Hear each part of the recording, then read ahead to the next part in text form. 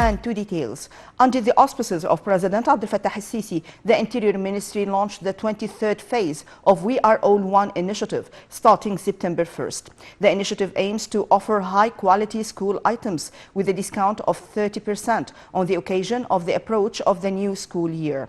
The initiative also continues to provide food and non-food commodities to citizens at slashed prices. The commodities are sold at a discount of about 60% of its market price. The initiative has hundreds of branches, including key super and hypermarkets nationwide, as well as Interior Ministry's outlets. Amen. The UN Security Council called on the Iraqi parties to exercise restraint and to start dialogue. Earlier clashes erupted in Basra, southern Iraq, leaving 4 people killed. The attacks come after clashes in Baghdad's government zone between al-Sadr's loyalists and Iraqi security forces left at least 30 people dead and over 400 others wounded. Security forces deployed mass to quell the fighting, and Basra's governor said the situation in the city became under control. UN inspectors spent a second day Friday at a Russian-held nuclear plant, and at least 2 will remain on a permanent basis to ensure safety after the United Nations Atomic Agency said the site had been violated by the fighting in Ukraine. Details. UN inspectors spent a second day Friday at a Russian-held nuclear plant, and at least 2 will remain on a permanent basis to ensure safety after the United Nations Atomic Agency said the site had been violated by the fighting in Ukraine. A 14-strong team from the International Atomic Energy Agency (IAEA) visited the Zaporizhzhia nuclear power plant in southern Ukraine as global concern grew over its safety in a war waging ever closer to its 6 reactors. Russian troops seized control of the site, Europe's biggest atomic facility, in early March. IAEA head coach Rafael Grossi said that it was obvious that the plant and physical integrity of the plant has been violated several times.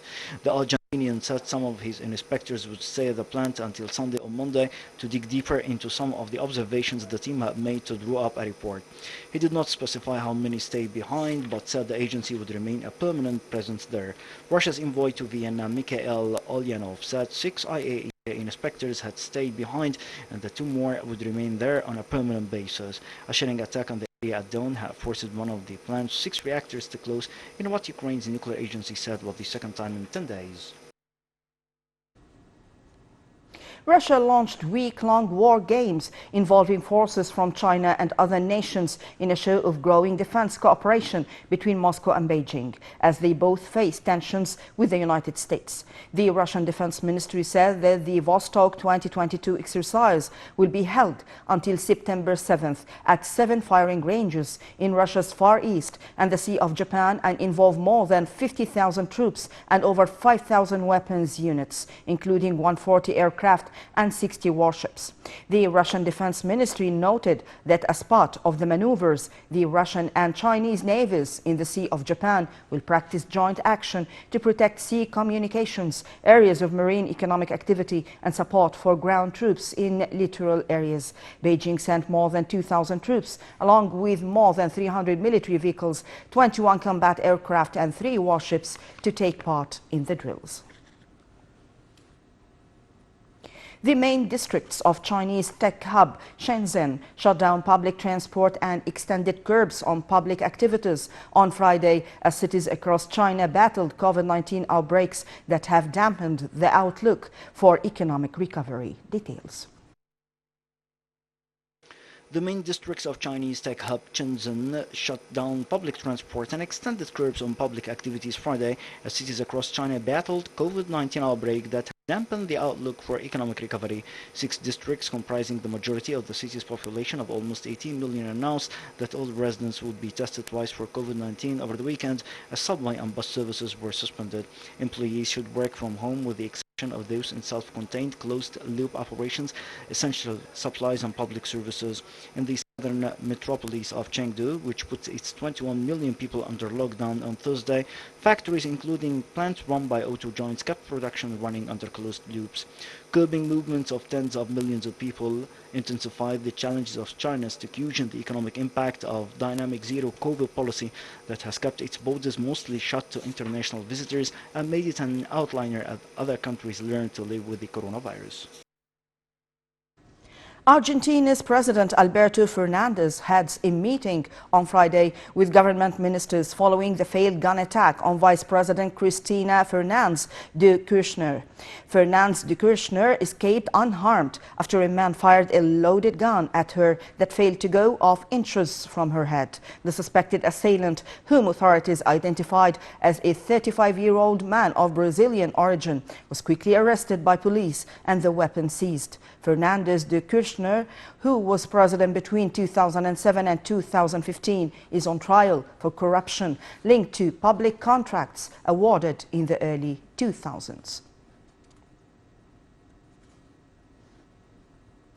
Pakistan's armed forces have rescued a further of 2,000 people stranded by rising floodwaters in a disaster blamed on climate change that has swamped about a third of the South Asian nation and is still growing. Details.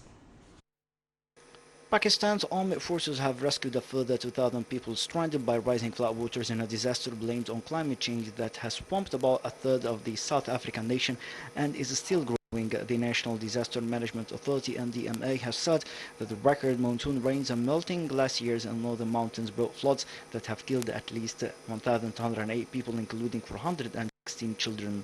The United Nations has appealed for $160 million in aid to help tackle what it said was an unprecedented climate catastrophe, as Pakistan's Navy has found out inland to carry out relief operations in areas that resemble a sea.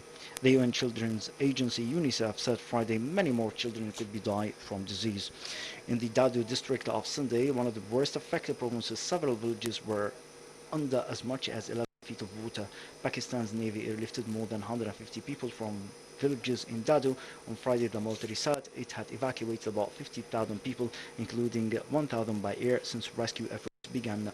Weather officials predicted more rains and flash floods in the month of September, with southern regions bracing for a surge of water from the Indus River. And back home, where veteran director Ali Abdel Khaliq died on Friday after a long struggle with illness, aging 78. Abdel Khaliq started his professional career with war documentaries, as his turning point and masterpiece was Ughniya al al-Mamar, or A Song on the Passage, in 1972, in which he portrayed some of the army heroic battles during the Attrition War.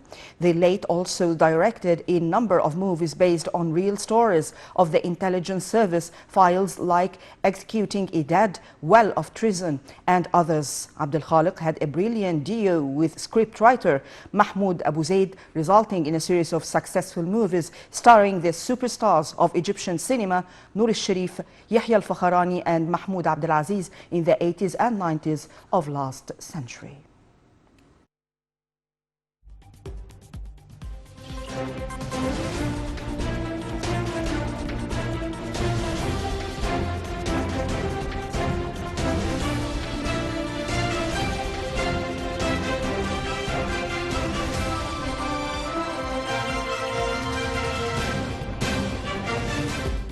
G7 plans to implement Russian oil price cap. US hiring slows sharply in August. And world food prices fall for 5th month in a row.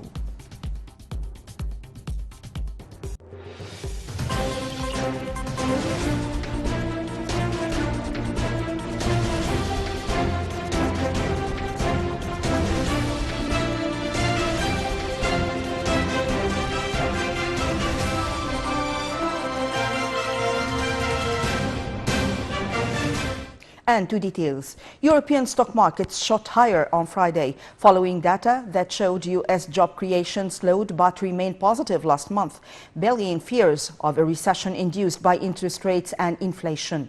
In Europe, London's FTSE 100 was up 1.9%, Frankfurt's DAX 30 added 3.3%, and the Paris CAC 40 was up 2.2%.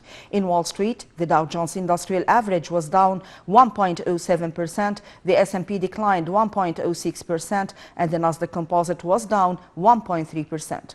In Asia, Tokyo's Nikkei 225 was flat. Shanghai Composite was up 0.1%, and Hong Kong Hang Seng was down 0.7%. G7 industrialized powers on Friday said they would urgently move towards the implementation of a price cap on Russian oil imports in order to stop Moscow from raking in huge profits from soaring energy prices. Details. G7 industrialized powers on Friday said they would urgently move towards the implementation of a price cap on Russian oil imports in order to stop Moscow from raking in huge profits from soaring energy prices. Finance ministers from the Group of 7 advanced nations said in a statement they would urgently work on the finalization and implementation of the measure without specifying the cap level. German Finance Minister Christian Lindner said in a press conference that Russia is benefiting economically from the uncertainty on energy markets caused by the war and is making big profits from the export of oil.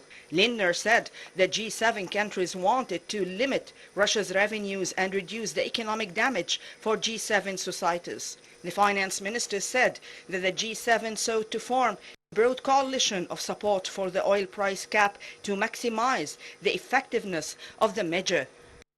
They said that the initial price cap would be set at a level based on a range of technical inputs, adding that its effectiveness would be closely monitored. G7 leaders agreed